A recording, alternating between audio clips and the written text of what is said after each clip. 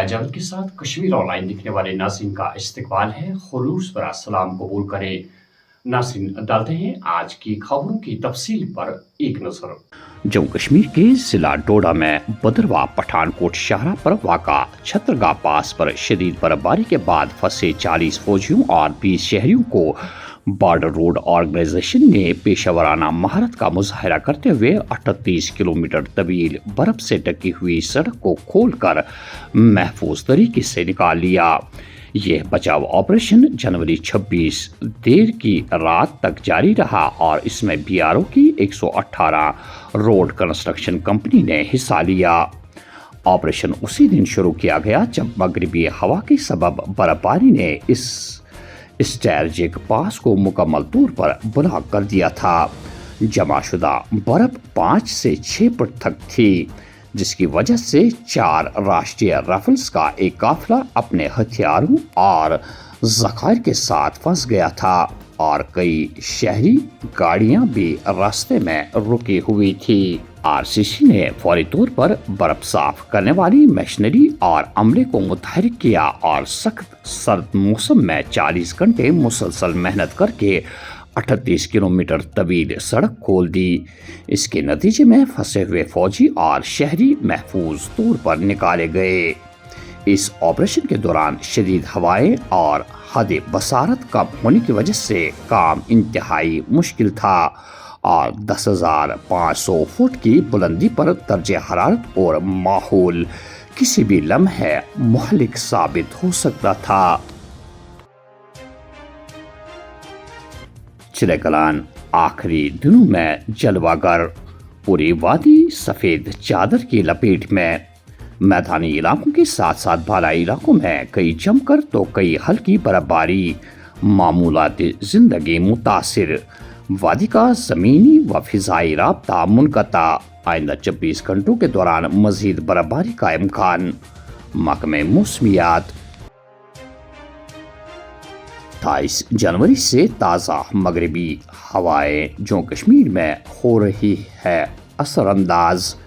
1 اور 2 فروری کو برفباری کے تازہ مرحلے کا امکان، موسمی کیلنڈر جاری۔ بالائی علاقوں میں 1.5 سے 2 فٹ کے درمیان تازہ برف پڑنے کی پیشن گوئی۔ بھاری برفباری کے باعث کم روشنی کا شاخسانہ، سری نگر ہوائی اڈے سے تمام پروازیں منسوخ، کوئی بھی اڑان نہ بھر سکی۔ ریل پٹری پر برف جمع ہونے کے باعث ریل سروس میں خلل، مسافر پریشان۔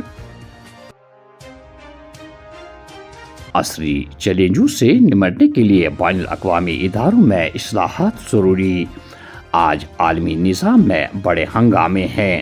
ہندوستان اور یورپی یونین کے درمیان شراکت داری نظام میں استحکام کو مضبوط کرے گی، وزیر اعظم نریندر مودی۔ دیسی نظام ہندوستان کی آپریشنل تیاری کو مضبوط کر رہے ہیں۔ آپریشن سندور میں کی گئی کارروائی اس کا بیان ثبوت۔ ٹیکنالوجی تیزی سے بدل رہی ہے، ہمیں ہر حالت کے لیے خود کو تیار رکھنا ہوگا، راجناتھ سنگھ۔ اگلے ماہ سے شروع ہوگا جموں کشمیر اسمبلی کا بجٹ اجلاس، اسپیکر کی جانب سے 2 فروری کو بجٹ سیشن سے قبل آل پارٹی میٹنگ طلب۔ 2 فروری کو لیفٹیننٹ گورنر کا خطاب، عمر عبداللہ کی قیادت والی حکومت دوسرا بجٹ 6 فروری کو پیش کرے گی۔